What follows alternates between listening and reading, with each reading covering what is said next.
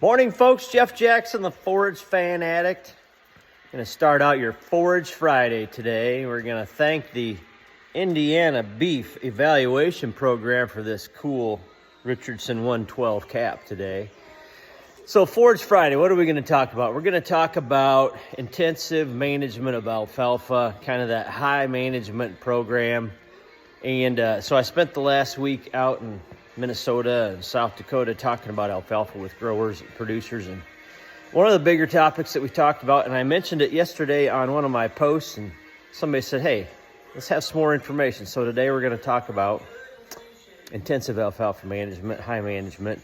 So first thing I like to do is, this is personal, do it on my own farm, have lots of guys doing it. Been doing it for probably 12, 13 years now. And one of the first things that we do is when we're out checking fields and we get as tall as the cool things, I got this neat handle on here. So when the alfalfa gets as tall as the second rung on my handle, 6 inches high, I am making a call. And we're talking about in the spring. First thing we do, we're just coming out of winter. We got green up coming on.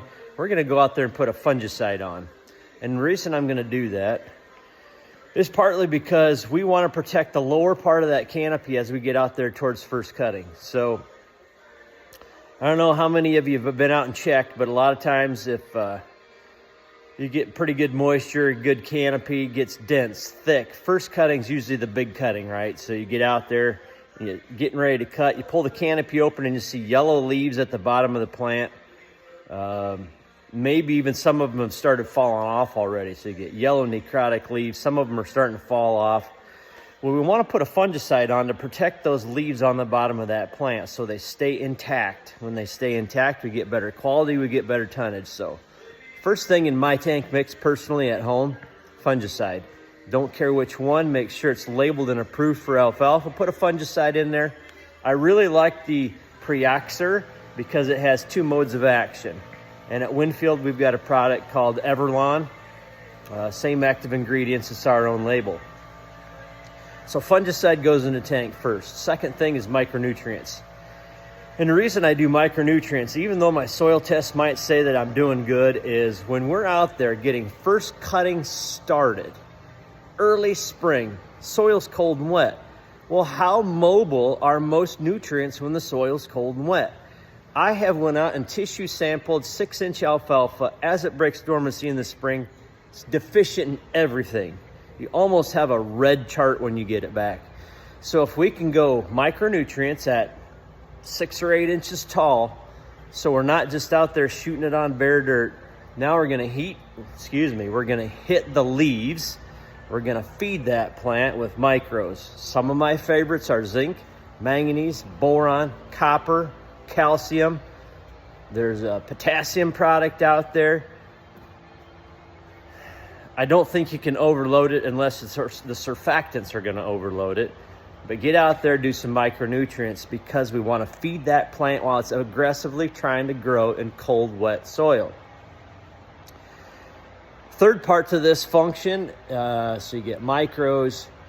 You might want to do a plant growth regulator. There are some excellent plant growth regulators out there that help meristematic activity, faster cell elongation, and get that plant growing bigger, badder, faster, get that first cutting out of the way, get more tons out there. Plant growth regulator. Next thing to consider, and a lot of you guys in the South are going to appreciate this, but go throw an insecticide in. Some of you probably even sprayed before you get that tall, but the farther north you get, the less weevil pressure. Starts early due to growing degree units, but I know there's people in Kansas, Oklahoma, Texas that might have to spray once or twice even to get 8 to 10 inches of alfalfa growth just because they start hatching so fast.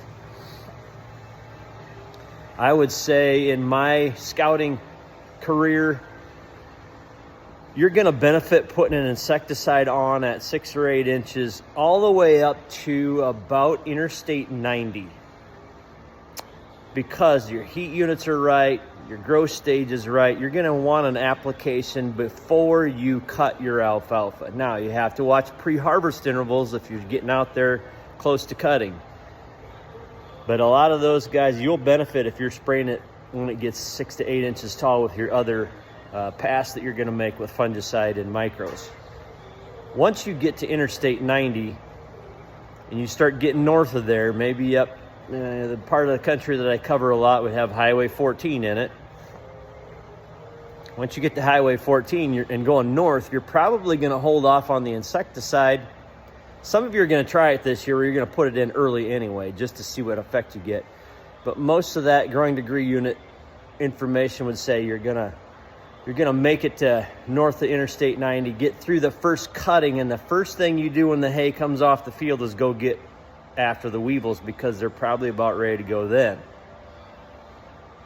Okay, so we got fungicide, micronutrients, plant growth regulator, insecticide, biologicals.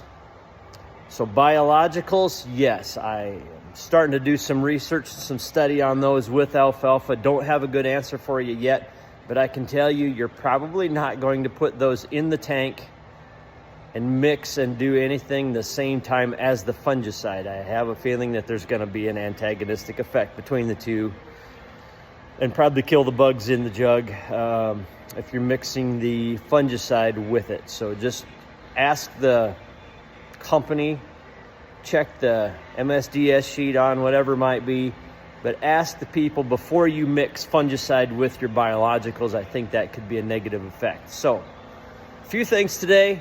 Been seeing some great results out of that, folks. I mean, it's one of those pieces people say, well, which one's the most important? Well, if I could tell you what the weather's going to do between now and your first cutting, we could nail that thing right down to the gnat, you know, but I can't tell you. I've tried to piece that thing apart and do one thing one year or split it out. Part of the acre do fungicide, part of the acre do insecticide, part of the acre do micronutrients. How much effect did I get from each one of them? Well, I didn't know what the weather was going to do for the next 20, 28 days, so sometimes it's hit and miss. But I can tell you that when I put them all in the tank, I double my investment every time. And then if it is hot, dry for sequential cuttings after first cut, there's a lot of things you do that don't do much help at all. Then you might be looking at what we would call a stress mitigator, some of those plant extract type compounds to go in those later cuttings to just protect against drought stress. But anyway, I've rambled on for nearly 8 minutes here today. Thanks, everybody. Happy Forage Friday. Thanks, Indiana Beef Evaluation Program, for, I'm going to call you my show sponsor for the day. You guys all have a great day. Happy Forage Friday. Jeff Jackson, the Forage Fanatic.